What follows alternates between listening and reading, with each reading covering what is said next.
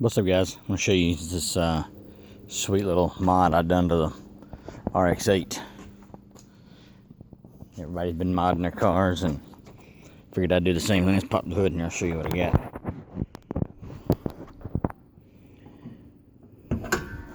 Boom. Half the upper intake is gone. So basically, I've got the top end of the motor tore off. Top end of the intake because of these little guys right here. This is the secondary shutter valve solenoid, the SSV. I don't know if I can get it to focus here. Let's see.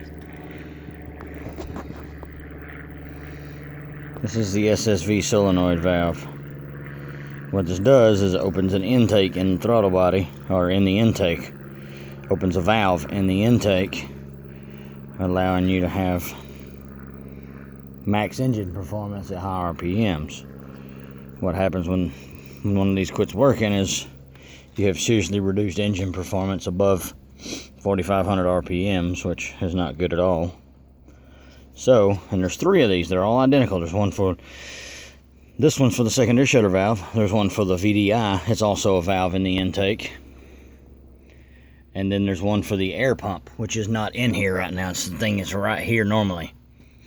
What these do, at certain RPMs, they open and close to create back pressure and,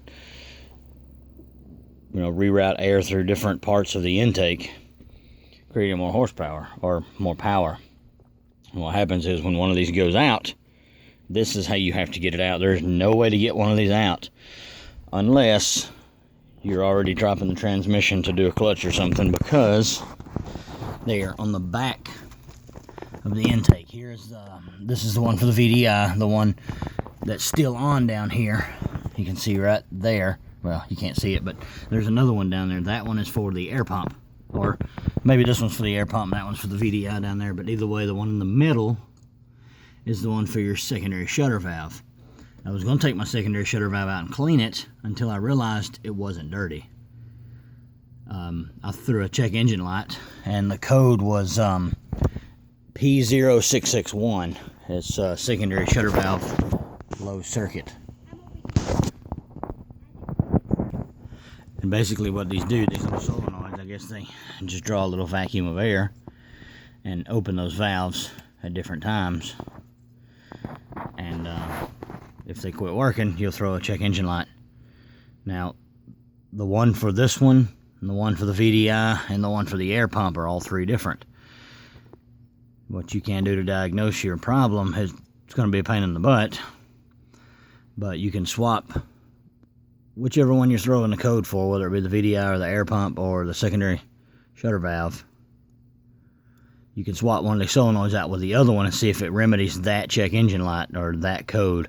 But what it's going to do is throw up a different code. So what I suggest is when you take this intake off to get this out,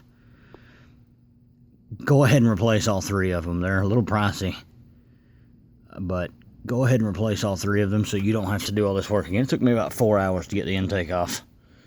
And let's see here. Turn it around where you can't see my address, but I ordered 3 more right here. These are my 3 replacements. And on the ground. These are my 3 replacements, and I'm about to put back in, put this thing back together. So after countless hours of searching online, I found out what it was. Now, a lot of the stuff that's out of here probably didn't have to be out, but I took it out because I was initially going to do the SSV valve. I was going to take the SSV valve out, which requires completely draining all the antifreeze, or not all of it, but you take the plug out of the radiator and drain the antifreeze, because you have to take your thermostat, your upper radiator hose off. This right here is your thermostat housing. Your thermostat's inside of there, and you have to take this off. Not 100% sure what this is right off the top of my head, but it actually goes down to the exhaust part of the air pump assembly. That goes down to the catalytic converter. What that does is pump air into the catalytic converter. Prevents overheating on starting or some BS. I don't know. But that's it. Yeah, I'm gonna clean this throttle body up before I put it back on. And when you do this, don't remove the throttle body. If you're just cleaning the valve, or if you're just changing out the solenoids, don't remove your intake, your throttle body, because these lines are actually coolant lines. That's a feed and a return to keep the intake cool. So yeah, that's it. That's the mod I've done to the Mazda. So you guys stay tuned for more. Give me a thumbs up. Subscribe to the channel. Help me out. If you look on my homepage, down on the right hand side of the page, there's a link for fan support. If you guys want to help support the channel, you can donate. So check that out. Give me a thumbs up, and I'll see you next time. Thanks.